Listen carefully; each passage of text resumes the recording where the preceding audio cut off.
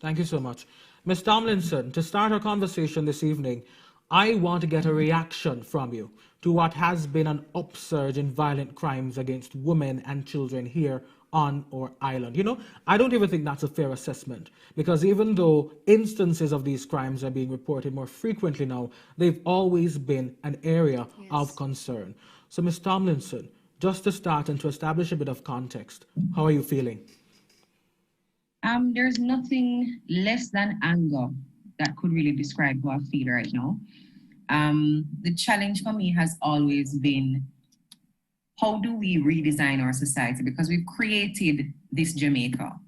We, by virtue of the laws, policies, practices, cultural beliefs about what a healthy relationship looks like, what love feels like, what value is placed on a woman's body and her voice, but also we being human beings.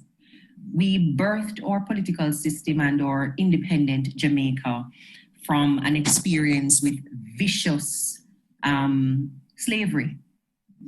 So a lot of us are used to, psychologically, the legacy of abuse being a part of our experience, or economic experience, or interpersonal experience. It's violence that got us here, it's violence that got us out. And for too many of us, that national healing of the Black nation, not just Jamaica, but the healing that needs to take place of the Black body and the Black mind simply has not happened. We don't have conversations about the psychological impact of the economic system that we're coming out of. And I think that just kind of snowballs into the current reality. Because unfortunately, when you look at societies that are predominantly Caucasian and Asian, you don't find these high levels of violence. It's specifically related to the structures that brought us into the Western Hemisphere and that we have allowed, because of our relationship with hegemonic powers, to stay. So I think it's a very complicated issue, but at this point, anger is the base of the emotion I'm feeling right now. And on that note, Pastor, I want to hear your perspective as well, based on what you see happening in the world today. And let's make it even small and more direct. In Jamaica, do you think there's a problem with how women are being treated right now? Good afternoon, and I truly want to sympathize with the family of the deceased. But yes, there is truly a problem with how men treat women in Jamaica for the past decade and a half, a couple of decades back. However, also there is a problem as to how we treat each other. So now it's not only a matter of how women are treated, but how we treat each other in intimate partner relationships. And but definitely in Jamaica, as we speak, our women are suffering some terrible things at the hands of men. Thank you, Pastor. Ms. Tomlinson, back to you. How do we begin to hold our culture accountable? Because we have a lot of conversations after the fact about criminals and whatsoever else, but we never talk about the way of life, or we rarely talk about the way of life that influences their actions. So how do we begin to dismantle and critically assess a society that has at its foundation misogyny, bigotry, and worst of them all, violence? I think the first thing that has to happen is truth. There's no way to reconcile it without facing it, and there's no way to understand the solution to the problem without truth. We don't speak honestly about our experiences with violence.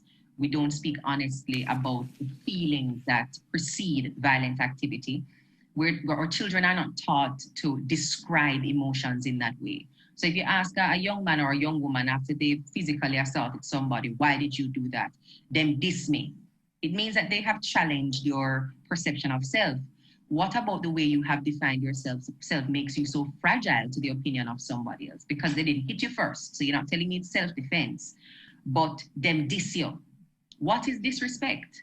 And how do you change the way you view disrespect? Why do our men think disrespect, the ultimate disrespect, is born? Why do our men believe that the ultimate disrespect is that a woman has moved on to another man? Why do we interpret disrespect to mean someone doing something with their own body that gives us permission to assault, again, their person? So we have to, first of all, begin to get really honest about what is going on. We are raising children to believe that they have authority over other people's bodies, other people's thoughts, and other people's actions, and that is not true. Or parents, as they exercise discipline over their children, are exercising discipline in that way too. I am your mother. I put food on the table. I pay the bills. I take care of you. So if you don't do what I say you should do, I have authority to knock you down flat on the ground. Not that I am angry and I don't have any other way to correct your behavior except to slap you. So it's really my fault for not knowing how to discipline you beyond beat you. But you tell them that the beating is earned and I have a right to beat you because I feed you. And a lot of young men leave their households with that thought.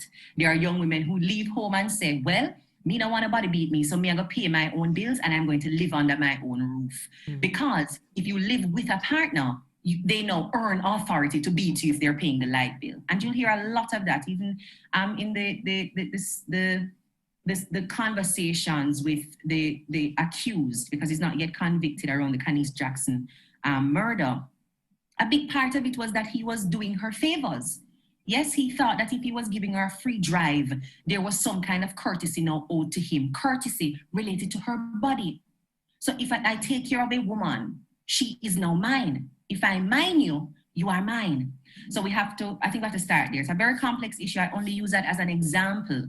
But culturally, we have to redefine what it means to live lovingly with others, what it means to discipline, and how you can disagree in a healthy way. Conflict resolution in schools, retooling our school environment with more guidance counselors. You can't have one guidance counselor assigned to 500 children coming from 500 households with 500 different psychosocial issues to deal with. It's never going to get dealt with. And every child must pass through primary school in Jamaica. So that's an opportunity at primary and high school to identify psychological issues that they may have, behavioral problems, assign them to psychological coaches, provide parenting, mentorship to their parents, track the behavior, put the parents back in school. There's a whole thing that needs to happen to re-socialize our families. And then from there, we'll begin to see changes in the society. But we have to start with truth. Ms. Tomlinson, there's a video going around on social media. And in the video, we see a member of parliament, an elected official, ravaging a woman. He is beating her and throwing her about like a rag doll. Now, the clip, has caused a lot of outrage, and rightfully so. But what I want to ask you is this. Do you think we ought to make an example of him? And if so, what punishment do you think is most appropriate?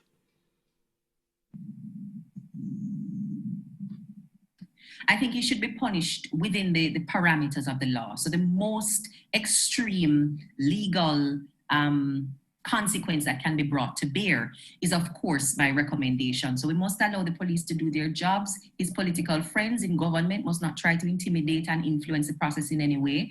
And the judge must understand his or her role when it comes to sentencing, what social signal he or she will send with the sentence. So it can't be a reduced sentence. It can't be a discounted sentence, because this is a moment now to shift our perception that power buys you authority above the law, because that's what we think about power now.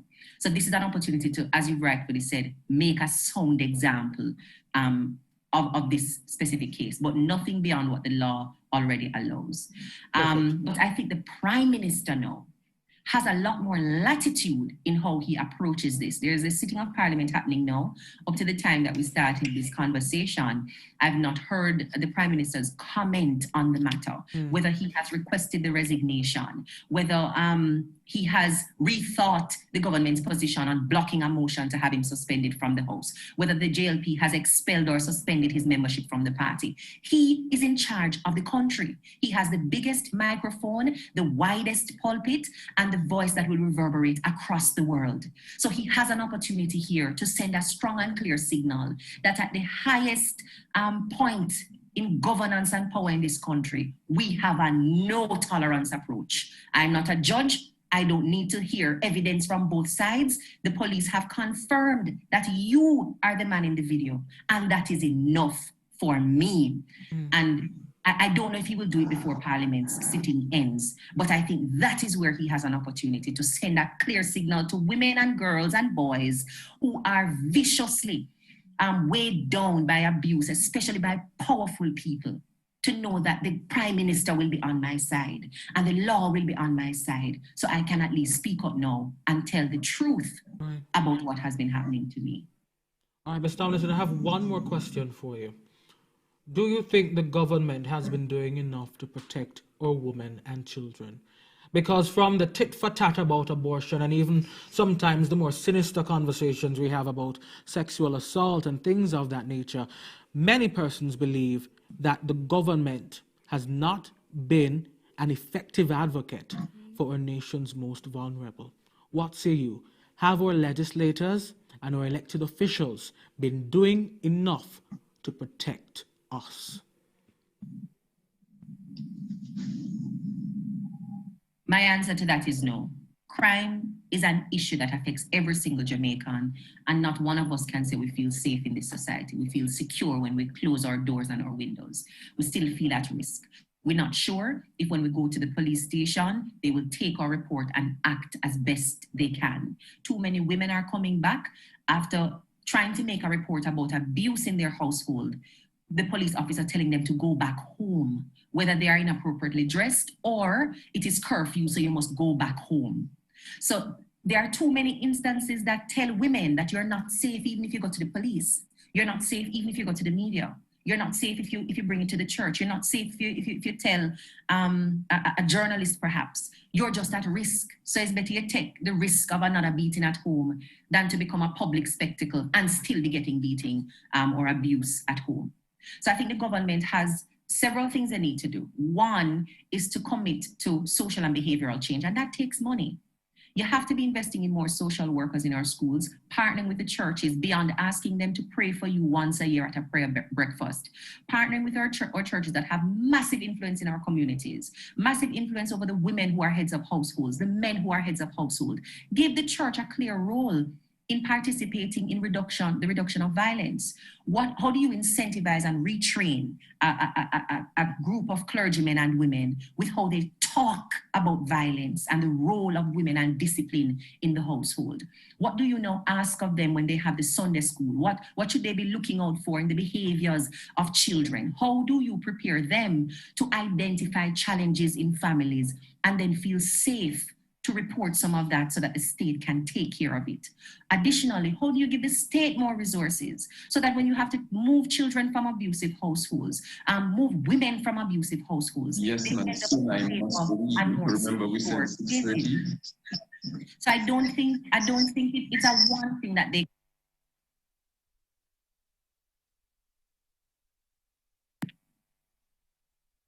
I'm sorry, was that an error on my part, Joel, or?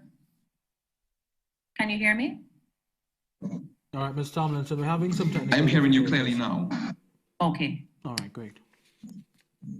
I'm not sure where the audio got disconnected, but I'll just wrap it up. What I'm suggesting is identifying the key stakeholders, giving them a clear role to play beyond stand up for your community.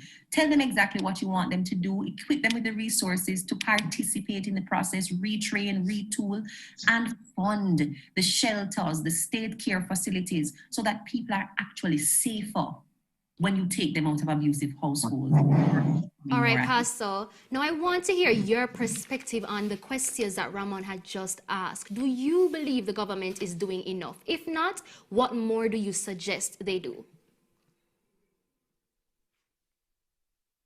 Well, firstly, we need to look at first world nations and how they have dealt with the issue of domestic violence, intimate partner violence. For example, in Ireland, they tackled this program or this problem with research. It was a research-based solution.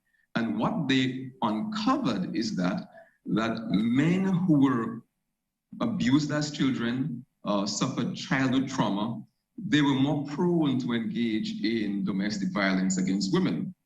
So Ms. Tomlinson is on the ball. I'm in agreement with her. Also, our civic groups, our churches, they must play their role as well in teaching, educating, nurturing, especially as it relates to young men. If a young man has not seen what it means to be a man in a home, he's going to have a difficult problem adjusting himself in a relationship. If a young man has not experienced how to be properly fathered, he's going to have a problem. In Ireland also, this government, they chose to go the route of education and implementation and more so policy. So within the Jamaican context, we need to begin with why is it that we have this problem in Jamaica? Let us fund it. Let us fund some research. I think we have the bright minds in Jamaica. And then adjust or tailor-make our response to this issue of domestic violence. It has worked in other countries. It has worked in several countries, I must say. And I believe it can work in Jamaica. All right, thank you, Pastor. Now, you are also a psychologist. I was viewing the statistics earlier today of the number of women who are raped, sexually assaulted, and who even goes missing each year, and the number is alarming. But quite frankly, I want to go out on a limb right here and say that this does not reflect every single case, because there are cases that goes unreported. Now, what would you say as a psychologist to a young girl or a young woman who's afraid of speaking out when she was sexually abused or violated? Thank you for that question. The point of speaking out as a human being is a basic right that we have. If you feel that right is withheld from you, then something is wrong. And any society that causes a woman to feel that she's wrong to speak out is a sick society. Now, we must take control of this thing from the root. So, for example, if a woman sees that she has been abused, then it must be reported. If I know as a pastor that this young girl in my church or this young boy in my church was abused or is being abused, then I must report. However, as it relates to young ladies and speaking out, we need to muster the courage, and as a society, and I hear Ms. Tomlinson spoke about the government. If we know those in authority are with us and will assist us in fighting this battle, then I believe women will be more prone to speak out. Boys will be more prone to speak out. So I think this systemic problem has to be dealt in a systemic way. All right, thank you, Pastor. Thank you both for being here, Miss Krystal Tomlinson and Pastor Shillingford. On the other side of this break, we're going to have our academic year in review. What did we accomplish? What could we have done a little better? You're watching Topics on the Hill. We'll be right back.